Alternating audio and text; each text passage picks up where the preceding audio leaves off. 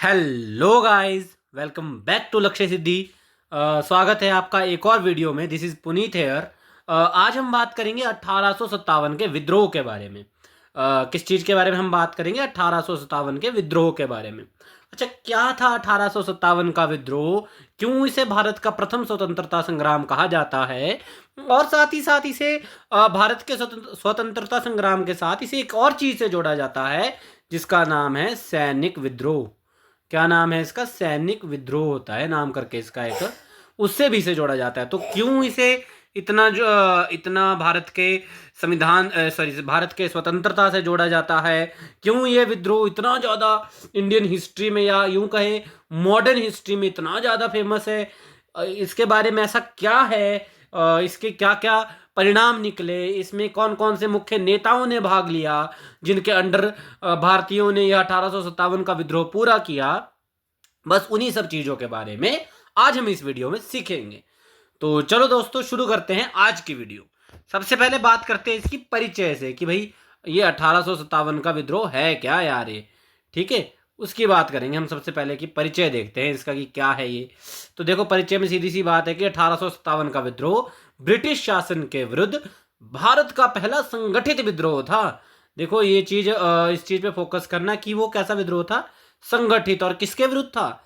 ये था ब्रिटिश शासन के विरुद्ध। जी हाँ दोस्तों, उस टाइम पे ब्रिटिशर्स ने बहुत ही ज़्यादा भारतीयों पर जुल्म कर दिए थे। इस वजह से ये 1857 के विद्रोह को स्वतंत्रता संग्राम कहा जाता है। यहाँ तक उनकी नीतियों को भारतीयों ने समझ लिया था। यहाँ तक उनके हर एक चीज़ों के बारे में भारतीयों को पता लग चुका था। यहाँ तक हर एक चीज़ के बारे में भारतीय अवगत हो गए थे। इसीलिए भारतीयों ने सोचा था कि भैया एक संगठित उनके अंडर आके, एक संगठित राजा के अंडर आके हम एक स्वतंत्र संग्राम चलेंगे। अच्छा, राजा भी पर्टिकुलर नहीं कहूंगा मैं, एक संगठित सेनापति के अंडर आके। किसके अंडर आके? सेनापति के अंडर आके हम ये विद्रोह करेंगे। तो भाई इसमें क्या भारतीयों ने वो सेनापति मिला उन्हें? क्या वो किसी के अंडर आए? क्या वो संगठित विद्रोह था? हाँ या ना, आगे वीडियो में देखेंगे। पर इसका परिचय इतना ही है। हाँ, ये शुरू कब हुआ था? ये विद्रोह 10 मई 1857 में हुआ था। मेरठ से प्रारंभ हुआ था। मेरठ में भी सैनिकों ने शुरू किया था। इसीलिए जो मैंने आपको शुरू में कहा कि इसे एक सैनिक विद्रोह क्यों कहा जाता है, जी हाँ, इसीलिए इसे एक सैनिक विद्रोह कहा जाता है, क्योंकि मेरठ से इसकी शुरुआत सैनिकों ने की थी। अब क्या उसके पीछे कारण था, वो आगे फर्दर हम वीडियो में देखेंगे। चलिए, अगर हम वीडियो में विद्रोह के कारणों की तरफ चलते हैं, सबसे पहले तो विद्रोह का सबसे पहला राजनीति। देखो, इसके जो आप आंसर लिखोगे उसके मैंने पॉइंट्स आपको बना कर दिए हैं। एक राजनीतिक कारण है, सामाजिक कारण है, धार्मिक कारण है, आर्थिक कारण है, सैन्य कारण है। तो इन टोटल 5 पॉइंट मैंने बना कर दिए हैं। आप इसमें 5 पॉइंट में लिखोगे क्या, वो मैं आपको इसमें बताऊंगा। 5 पॉइंट में सबसे पहला पॉइंट आप डालोगे राजनीतिक कारण। राजनीतिक कारण का सबसे मोस्ट इंपॉर्टेंट चीज है लैप्स की नीति। क्या है ये? यहाँ पे लिप्स आ रहा है लिख के, लिप्स नहीं है ये लैप्स है। ये क्या है? देखो, इस तरह से आप लैप्स लिखोगे। लैप्स की नीति, काय की नीति है ये? लैप्स की नीति है। अच्छा, ये है क्या लैप्स?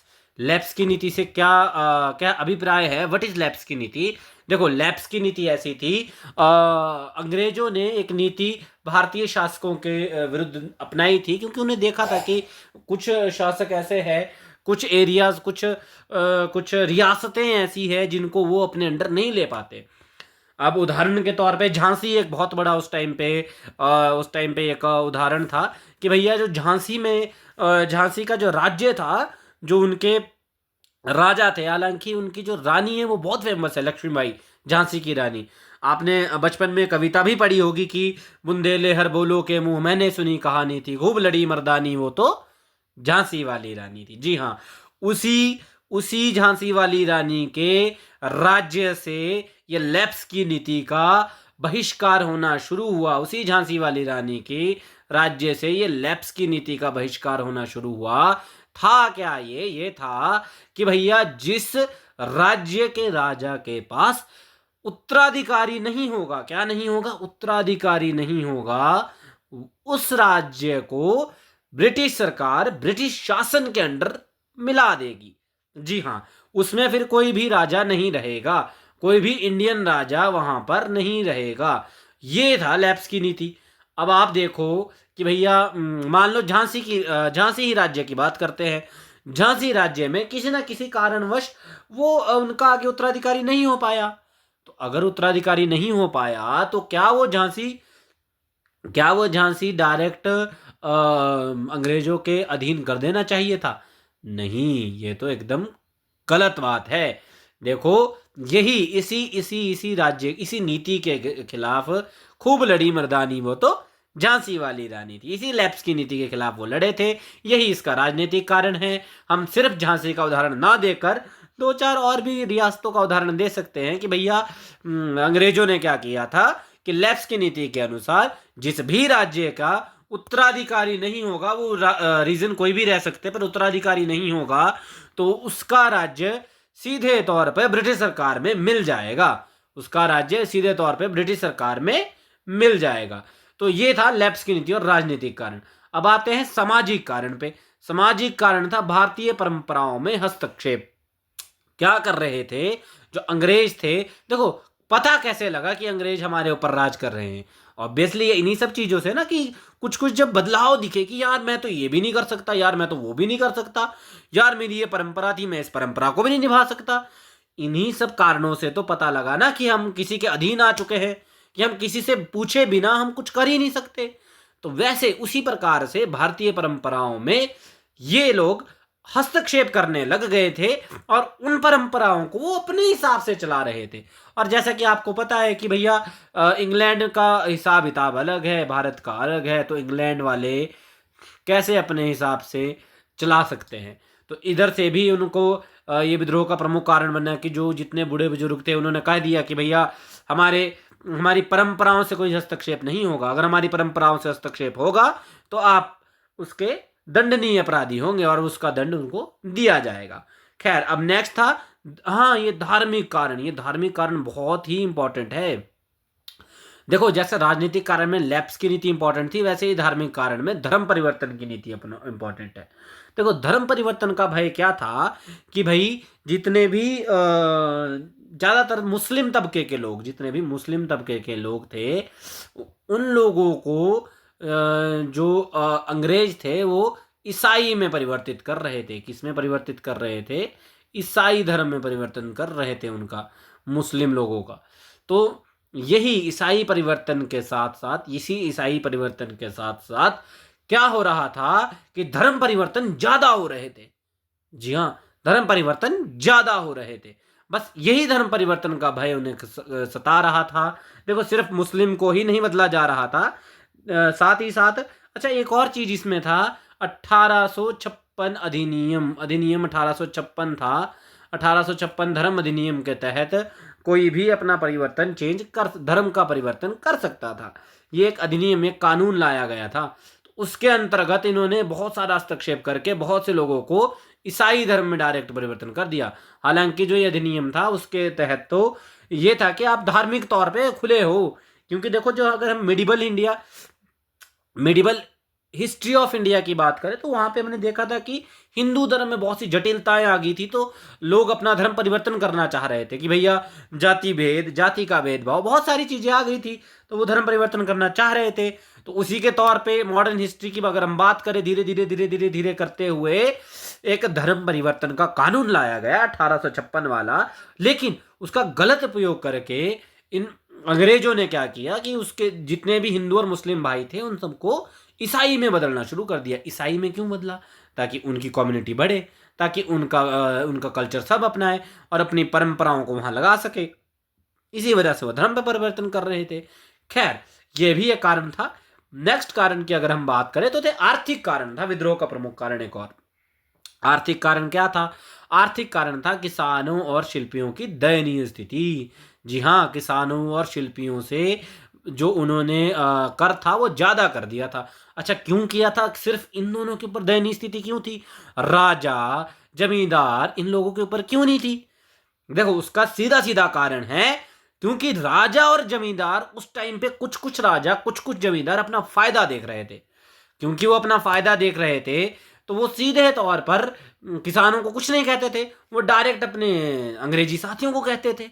और अंग्रेजी साथी जितने भी उनके थे बड़े बड़े अफसर, वो डायरेक्ट किसानों और शिल्पियों पर अत्याचार करते थे, उनसे अलग ज्यादा कर लेते थे, छोटा नहीं ज्यादा। तो इस वजह से किसानों की भी वहां दयनीय स्थिति थी। अब आगे चलते हैं, इसका प्रमुख और तात्कालिक कारण इसको कहा जाता है, यह था भारतीय सैनिकों के साथ भेदभाव। तात्कालिक कारण क्या था? भारतीय सैनिकों के साथ भेदभाव। भारतीय सैनिकों के साथ क्या भेदभाव होगा? भारतीय सैनिकों के साथ बहुत बड़ा भेदभाव किया गया। देखो, सबसे पहला भेदभाव तो यही था कि भैया उन्होंने एक अधिनियम निकाला था कि जितने भी भारतीय सैनिक है ना, कौन है भारतीय सैनिक है, वो सेना के उच्चतम पदों पर नहीं जा सकते। सबसे पहला भेदभाव, वो सेना के उच्चतम पदों पर नहीं जा सकते भाई। दूसरा भेदभाव उन्होंने किया कि भैया जो भारतीय सैनिक थे, चाहे वो हिंदू है चाहे मुस्लिम है, वो खैर इसको ना भारतीय सैनिक के साथ भेदभाव, इसका फिलहाल अभी आप यही समझो कि उच्चतम स्टेजेस पे नहीं जा सकते थे। ये उनके साथ भेदभाव किया गया। उसमें और क्या ऐड कर सकते हो आप, वो इसके नेक्स्ट स्लाइड में मैं आपको बताता हूँ। देखो, 5 कारण पता किए। राजनीतिक कारण, लैप्स की नीति, कि भैया जिसके पास उत्तराधिकारी नहीं होगा उसको सीधे तौर पर ब्रिटिश शासन में मिला दिया जाएगा। दूसरा था भारतीय परंपराओं में हस्तक्षेप, होता सामाजिक कारण। फिर था धार्मिक कारण, कि धर्म परिवर्तन का भय। 1856 की धार्मिक अधिनियम के तहत वो अपने ईसाई धर्म में बदल रहे थे। चौथा था आर्थिक कारण, कि भैया किसानों और शिल्पियों से अत्यधिक लगान लेना शुरू कर दिया था। जो लास्ट कारण था सैन्य कारण, कि भारतीय सैनिकों के साथ भेदभाव हो रहा था। उसमें से एक पहला भेदभाव मैंने आपको बता दिया कि क्या भेदभाव था, कि भैया उच्चतम पदों पर इनकी भर्ती नहीं की जा रही थी, योग्य होने के बावजूद भी उस उच्चतम पदों पर ये भर्ती नहीं की जा रही थी। दूसरा क्या कारण रहा था, इसमें ही भारतीय सैनिकों के साथ, उसको तात्कालिक कारण कहा जाता है। तात्कालिक कारण क्या था, कि भैया उस दौरान एक राइफल आई थी जिसका नाम था एनफील्ड राइफल। क्या नाम था उसका? Enfield rifle. उसका जो कारतूस था, उसके पीछे वाले हिस्से को मुंह से चबाकर उसमें उस गन में डालना पड़ता था। उस कारतूस को मुंह से चबाकर उस राइफल में, उस गन में डालना पड़ता था। लेकिन जो हिस्सा चबाना पड़ता था उसमें गाय और सूअर की चर्बी थी। उसमें गाय और सूअर की चर्बी थी। अब देखो, कहाँ तक ये पुष्टि इसकी नहीं की गई है कि भैया कहाँ तक ये सच बात थी, कहाँ तक ये अफवाह थी। पर यह बात चली थी कि भैया जो एनफील्ड राइफल में कारतूस लगेगी, उस कारतूस में गाय और सूअर की चर्बी है, जिस एरिया से उसको चबा रहे हैं। ठीक है, तो ऑब्वियसली यार, गाय और सूअर की चर्बी, गाय हिंदुओं के लिए पूजनीय है, सूअर तो चलो जिस मर्जी के लिए जो भी पूजनीय है, लेकिन गाय और सूअर की चर्बी को मुंह से चबाना सबके लिए ठीक नहीं था ना। सब लोग तो नॉन वेजिटेरियन नहीं होते।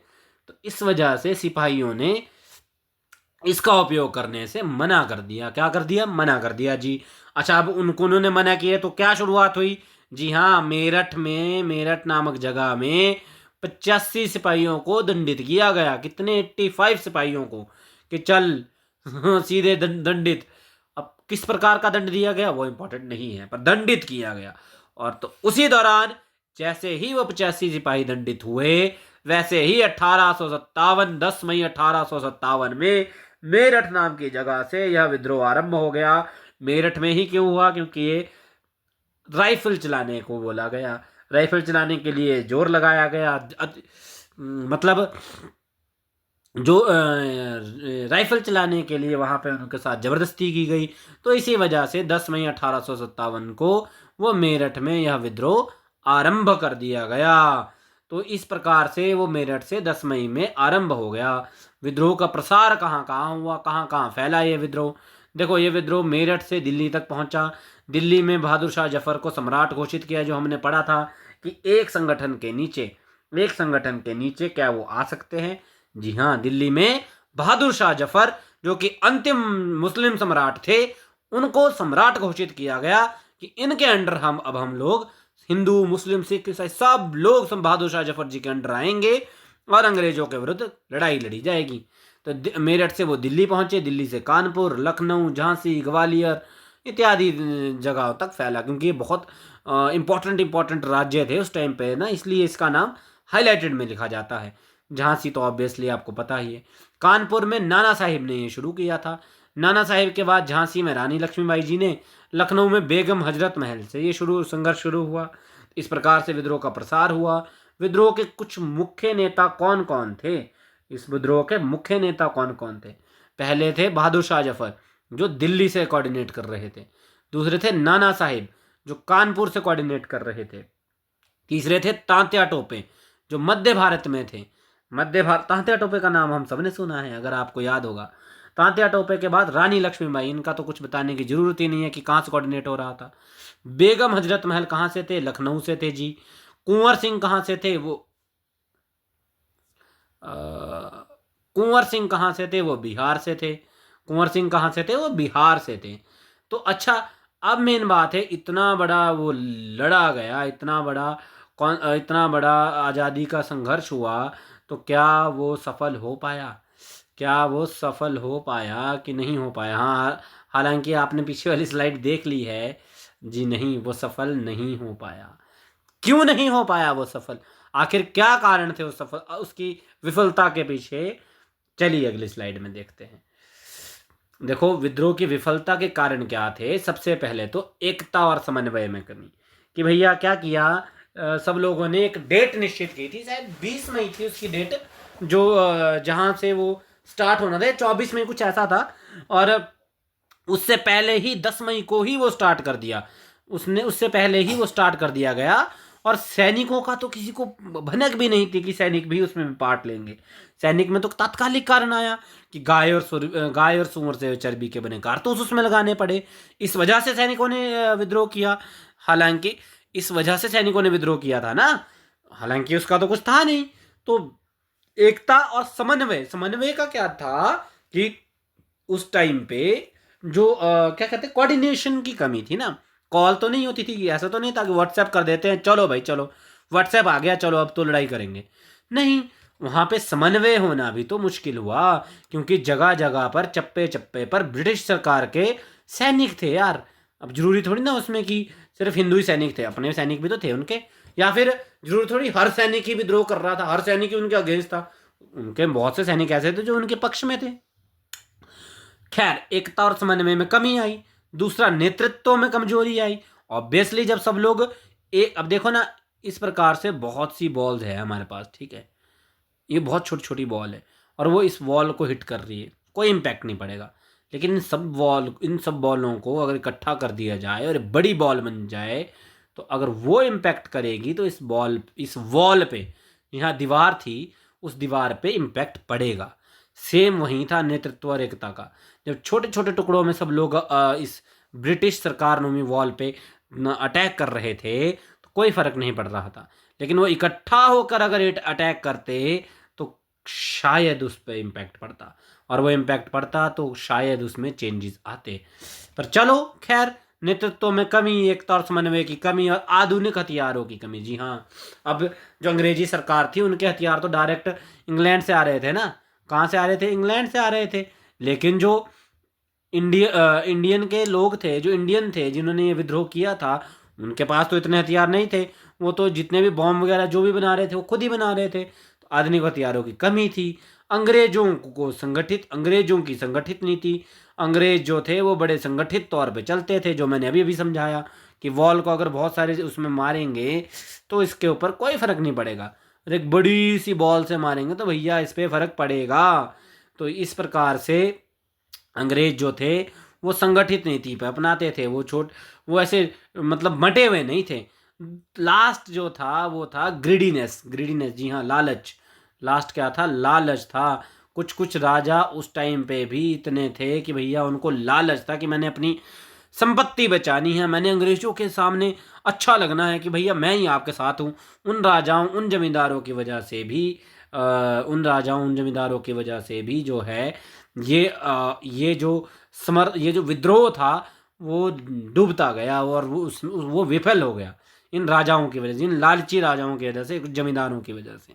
तो ये भी इसके कारण, विफलता के कारण थे। पहला कारण था एकता और समन्वय में कमी। दूसरा कारण था नेतृत्व की कमजोरी। तीसरा कारण था आधुनिक हथियारों की कमी। चौथा कारण था राजाओं की अंग्रेजों की, माफ कीजिए, अंग्रेजों की संगठित नीति, संगठित रहते थे। लास्ट था वो लालच, राजाओं और जमींदारों का अंग्रेजों का समर्थन। तो विद्रोह, ये थे विद्रोह के विफलता के कारण। अब चलते हैं विद्रोह के परिणाम। भाई इसके परिणाम क्या निकले? देखो ऑब्वियसली कुछ तो पॉजिटिव भी निकला होगा ना, ऐसा तो नहीं है कि सब कुछ नेगेटिव ही नेगेटिव हुआ होगा, कुछ तो पॉजिटिव बात भी हुई होगी। तो क्या क्या इसके पीछे पॉजिटिव चीजें रही? पहला था ईस्ट इंडिया कंपनी का शासन समाप्त हो गया, खत्म। ईस्ट इंडिया कंपनी का शासन रहा ही नहीं, बिल्कुल खत्म। दूसरा था भारत सीधे ब्रिटिश क्राउन के अधीन आ गया। कंपनी खत्म हुई लेकिन भारत ब्रिटिश क्राउन के अधीन आया। जी हाँ, ब्रिटिश क्राउन के अधीन। इसका मतलब ब्रिटिश तो यहाँ थे ही थे ना, ब्रिटिश तो नहीं जा पाए, जो उसका मुख्य कारण था कि हम अभी भी अधीन थे। अधीन तो हम अभी भी थे, अगर देखा जाए, हम थोड़ी ना पूरे तौर पे इससे निकल गए थे। जी हाँ, बिल्कुल अधीन थे हम। पर हाँ, ये बात अलग है कि भाई वहाँ से ब्रिटिश सरकार, ईस्ट इंडिया कंपनी हट गई थी और हम सीधे तौर पे ब्रिटिश क्राउन के अधीन थे। अच्छा, अब जब वहाँ थे तो वहाँ की क्वीन कौन? अब क्वीन विक्टोरिया आ गई उनके डायरेक्ट भारत के ऊपर। क्वीन विक्टोरिया आई तो उन्होंने घोषणा कर दी कि जो धार्मिक स्वतंत्रता की गारंटी दी जाएगी, ये आपको बांधा नहीं जाएगा, आप ईसाई धर्म में नहीं आओगे, do what ever you want, like situation कर दी उन्होंने कि आपने जो करना वो करो। तो इस वजह से धार्मिक स्वतंत्रता मिली। विद्रोह का परिणाम, एक विद्रोह का परिणाम हुआ कि भारतीय सेना का पुनर्गठन हुआ। अब देखो यहाँ उन्होंने क्या किया। हाँ जी, चलो पहले लास्ट कर लेता हूँ, फिर भारतीय सेना पे आऊँगा, वो बहुत इंटरेस्टिंग चीज़ है। देखो लास्ट क्या हुआ कि भारतीयों में राष्ट्रवाद की भावना जागृत हुई। ये बहुत अच्छा काम हुआ कि भारत में भारतीयों में भारतीयता की भावना जागृत हो गई कि भैया हम भारतीय हैं और भारत हमारी माता है। वो तब से शुरू हो गया। ठीक है, अब बात करते हैं हम भारत सेना का पुनर्गठन का। उन्होंने क्या किया, भारतीय सेना को हिंदू, सिख, गोरखा और सिख रेजिमेंट, गोरखा रेजिमेंट, आप लोगों ने इनके नाम सुने होंगे, इन रेजिमेंट में डिवाइड कर दिया। जी हाँ, इनको इन रेजिमेंट में डिवाइड कर दिया और यहाँ से आई वो सबसे इम्पोर्टेंट नीति। अच्छा हाँ, यहाँ से इस विद्रोह के बाद आई इनकी अंग्रेजों की सबसे इम्पोर्टेंट नीति जो थी, आप इसको अपने आप पढ़ना, और सबको पता है कि भैया इनकी नीति क्या थी। फूट डालो शासन करो, फूट डालो शासन करो। जी हाँ, ये अंग्रेजों वाली नीति कि फूट डालो शासन करो, जो कि बहुत इम्पोर्टेंट और सबसे ज़्यादा सुनी गई नीति है कि भैया उन्होंने यहाँ से आगे शुरू कर दिया कि भाई फूट डालो और शासन करो। क्या करो? फूट डालो और शासन करो की नीति उन्होंने अपना दी। किसने? अंग्रेजों ने। तो चलो यहाँ से सेना का पुनर्गठन भी इसी प्रकार से किया। मैंने जैसे बताया, अलग अलग जातियों में उनको डिवाइड कर दिया। कोई गोरखा रेजिमेंट बना दी, कोई हिंदुस्तानी भारतीय सेना बना दी, और कोई उनमें इस तरह से ही डिवाइड करके वो बना दिए, क्या कहते हैं उनको, सिख रेजिमेंट बना दी, राजपूत रेजिमेंट बना दी। इस तरह से अलग अलग रेजिमेंट उन्होंने बना दी भैया। ठीक है, और एक और चीज़ उन्होंने किया कि यूरोपीय सैनिकों को ज़्यादा किया भर्ती। अब जो है भारतीय सैनिक कम किए और यूरोपीय सैनिक ज़्यादा किए। कहाँ के सैनिक किए ज़्यादा? यूरोप के। मैं उसको इंग्लिश में ही लिखता हूँ, हिंदी में आ नहीं रहा है। यूरोप के सैनिक ज़्यादा अर्जी किए भैया उन्होंने, भारतीय सैनिक को बाहर निकाल रहे थे। हाँ, उन्हें पता है ना यार कि अगली बार अगर हमने ऐसा कुछ किया और यूरोपीय सैनिकों को तो कोई फ़र्क नहीं पड़ेगा, उसमें चाहे एनफील्ड राइफल में आप गाय की चमड़ी डालो, सुअर की चर्बी डालो, जिस मर्जी की चर्बी डालो, यूरोपीय सैनिकों को क्या फ़र्क पड़ेगा। लेकिन कहीं ना कहीं आगे आने वाले समय में भारतीय सैनिकों को इस चीज़ का फ़र्क पड़ेगा, भारतीय सैनिकों को इस चीज़ का फ़र्क पड़ेगा। तो इसलिए उन्होंने यूरोपीय सैनिक ज़्यादा एंटर किए अपनी सेना में। फिर आया विद्रोह का महत्व कि भैया इसका क्या इंपॉर्टेंस क्या थी इस विद्रोह की, इस विद्रोह से क्या महत्व, एक तौर पे what is the impact of this विद्रोह। ठीक है, पहला क्या था, भारतीय स्वतंत्रता संग्राम की नींव पड़ी। भारत में क्या हुआ, स्वतंत्रता संग्राम से रिलेटेड कुछ चीज़ आई और भारतीयों को पता लगा कि भाई स्वतंत्रता संग्राम भी कुछ होता है। तो ये हो गया। दूसरा हुआ ब्रिटिश नीति में परिवर्तन आया। ब्रिटिश नीति में परिवर्तन आया मतलब उन्होंने भारतीयों को ट्रीट करना चेंज कर दिया। अब वो जो लगान था, वो जो कर था, वो डिप्रिसिएशन में चलना शुरू हो गया, है ना। और जो अलग अलग उनसे उनके ऊपर हक जमाए गए थे वो हटा दिए गए। तो इसी तरह की नीतियों में परिवर्तन आया। ईस्ट इंडिया कंपनी खत्म हो गई, वहाँ पे ईस्ट इंडिया कंपनी की जगह सीधे ब्रिटिश क्राउन के अंडर आ गए। ठीक है, जन जन में स्वतंत्रता की चेतना फैली। हाँ, सभी को पता लगा कि भैया स्वतंत्रता नाम की भी कोई चीज़ होती है। सभी को पता लगा कि हम लोग तो गुलाम बन चुके हैं। ठीक है, तो ये इसका भी पता लगा। लास्ट में चले तो भारतीय इतिहास में यह एक प्रेरणादायक घटना रही। जी हाँ, जैसे हमने पढ़ा कि इससे भारतीयता उत्पन्न हुई, तो भारतीय इतिहास में प्रेरणादायक घटना थी कि प्रेरणा मिली उन्हें कि भाई इससे आगे भी चला जा सकता है। और अंततः अगर हम इसका निष्कर्ष निकालें तो 1857 का विद्रोह भारतीय स्वतंत्रता आंदोलन की शुरुआत थी। बिल्कुल, भारतीय स्वतंत्रता आंदोलन की शुरुआत थी भाई वो। इतना हम पढ़ते आए तो आप भी अब तो कह सकते हो कि भैया थी वो स्वतंत्र संग्राम की आंदोलन की शुरुआत।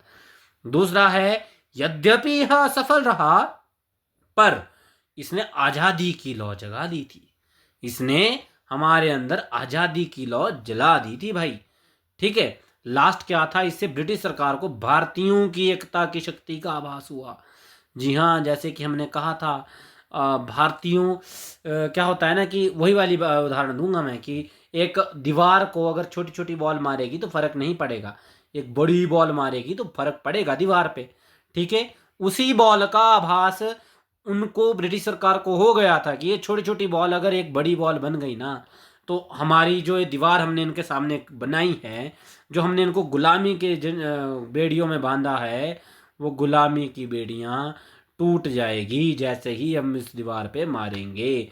तो इस तरह से इसका 1857 का विद्रोह हमारे भारतीय इतिहास में एक स्वर्णिम विद्रोह के नाम से जाना जाता है। ऑल्दो ये पूरा नहीं हो पाया, कंप्लीट नहीं हो पाया, लेकिन निष्कर्षतः अगर हम बात करें तो स्वतंत्रता संग्राम के का पहला विद्रोह निश्चय ही 1857 के विद्रोह को कहा जा सकता है। और साथ ही साथ इसका अगर तात्कालिक कारण अगर हम देखें तो उस तात्कालीन कारण कैसे इसे एक सैनिक विद्रोह कहा जा सकता है। उस तात्कालिक कारण से इसे एक सैनिक विद्रोह कहा जा सकता है। जी हाँ, सैनिक विद्रोह कहा जा सकता है। तो जिस तरह से ये हमारा स्वतंत्र संग्राम का विद्रोह था, सैनिक विद्रोह था, उसी तरह से भारतीयों में भारतीयता लाने के लिए यह विद्रोह सबसे अहम था, सबसे अहम था। जी हाँ, आज के लिए इस वीडियो में इतना ही। अब हम मिलेंगे किसी और वीडियो में। तब तक के लिए धन्यवाद।